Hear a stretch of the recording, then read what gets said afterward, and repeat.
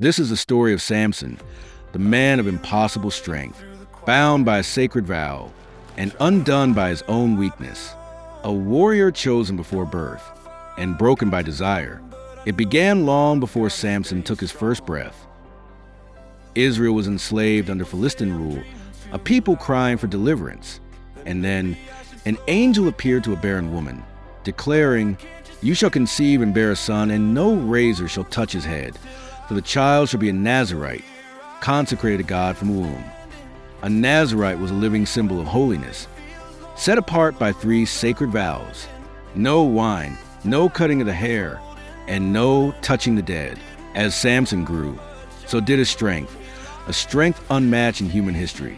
He tore lions with his bare hands. He struck down armies single-handedly. He was unstoppable, until his heart began to drift.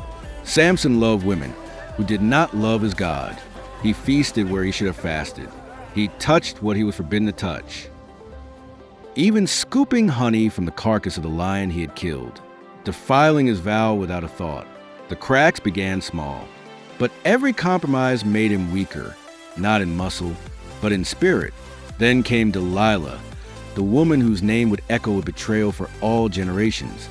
The Philistine rulers offered her silver to uncover the secret of Samson's strength. Again and again, she asked, and again he lied, but love blinded him. He toyed with sin until the line between truth and deception disappeared. At last, he revealed it. "My strength is in my hair. If it is cut, I shall become weak like any other man." That night, as he slept on her lap, the razor touched what should never have been touched. The vow was broken, the covenant severed, and the Spirit of the Lord departed from him. They gouged out his eyes. The man who once saw angels in victory now saw only darkness. They mocked him in the temple of their god, Dagon, as the symbol of Israel's defeat. But in his humiliation, something changed. His hair began to grow, and with it, his heart turned back to God. Samson, the broken judge, finally understood what his vow meant. Strength was never in the hair. It was in obedience, in separation, in dependence on God alone. One final time, Samson prayed, "Lord, remember me and strengthen me just once more." He placed his hands on the pillars, and with his last breath, he brought the temple down, destroying his enemies and himself. The man who wasted his calling died fulfilling it. In his death, he achieved more victory than in all his life. Samson's story is not just about failure.